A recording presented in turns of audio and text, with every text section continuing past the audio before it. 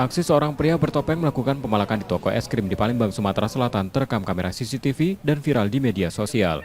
Dalam rekaman CCTV itu, pelaku memaksa pegawai toko es krim menyerahkan sejumlah uang. Pelaku tanpa ragu menemui korban dan memaksa pegawai toko es krim menyerahkan uang Rp10.000. Awalnya korban sempat menolak dan hanya memberikan Rp2.000, tapi pelaku marah dan mengancam akan berbuat onar jika korban tidak menyerahkan uang yang diminta. Karena menimbulkan keresahan akibat pelaku melakukan pemalakan berkali-kali, pihak toko es krim melaporkan pemalak bertopeng ke Polrestabes Palembang.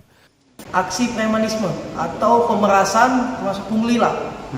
Karena kejadian ini sudah berapa kali terjadi di toko kami. Itu siapa yang dipintainya pungli itu? Karyawan, dukir, juru parkir kami dipintai duit sudah berapa kali.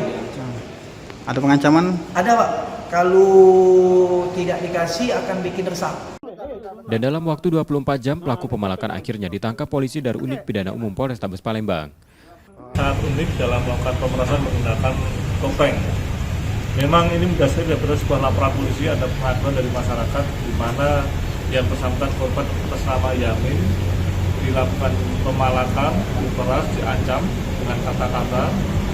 Kemudian setelah melakukan pemerasan, yang bersangkutan meninggalkan tempat dan korban mengalami kerugian sebesar Rp10.000. Selain pelaku, polisi juga menyita sejumlah barang bukti, seperti pakaian hingga senjata tajam. Yudi Kiswanto, Kompas TV, Palembang, Sumatera Selatan.